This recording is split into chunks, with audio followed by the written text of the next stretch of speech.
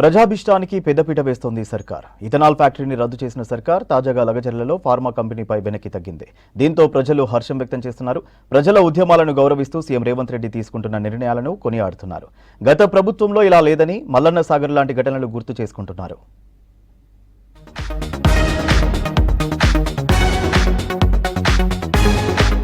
ప్రజాభిష్టానికి పెద్దపీట వేస్తూ కాంగ్రెస్ సర్కార్ తీసుకుంటున్న నిర్ణయాలపై సర్వత్రా హర్షాతిరేకాలు వ్యక్తమవుతున్నాయి.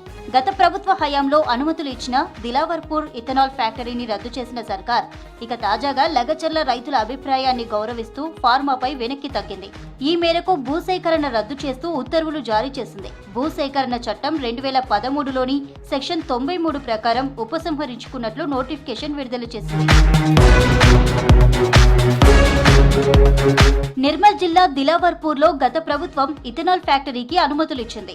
అప్పటి మంత్రి తలసాని శ్రీనివాస్ యాదవ్ కుటుంబం కోసం ఆగమేఘాలపై ఫ్యాక్టరీకి సాక్షాత్తు కేసీఆరే అనుమతులు ఇప్పించారని ప్రభుత్వం చెబుతోంది.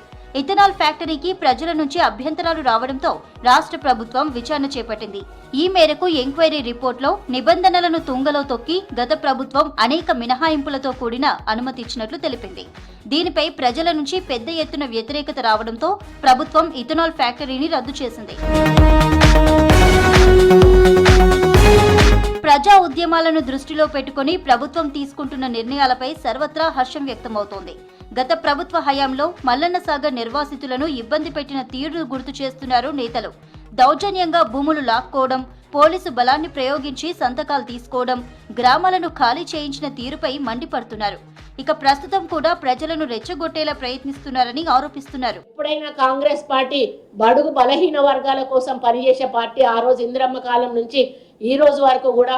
కాబట్టి ఎక్కడ ఎవరికి అన్యాయం జరిగినా కూడా మా ప్రభుత్వం బాధ్యతగా తీసుకొని ఒళ్ళు దగ్గర పెట్టుకొని పనిచేస్తుంది. కాబట్టి మీతోటి వేలెత్తి చూపించుకునే అవసరం మాకు లేదు. మాకు ప్రజలకి ఏం చేయాలో, నష్టపోయే వారికి ఏం చేయాలో, కష్టపడే వారికి ఏం చేయాలో మా రేవంత్ రెడ్డి గారికి బాగా తెలుసు. అప్పటి బీఆర్ఎస్ ప్రభుత్వం, ఇప్పటి కాంగ్రెస్ ప్రభుత్వం అనుసరిస్తున్న తీరును ప్రజలు పోల్చుకుంటున్నారు. ప్రజల అభిష్టాన్ని గౌరవించి వెనక్కి తగ్గడం ఆహ్వానించదగ్గ పరిణామమని అంటున్నారు. గతంలోనూ గ్రూప్ 2 బాధితుల అభిప్రాయం ప్రకారం పరీక్షలు వాయిదా వేసింది సర్కార్. ప్రజాప్రభుత్వం ప్రజల అభిష్టం మేరకే పనిచేస్తుందని స్పష్టం చేస్తోంది.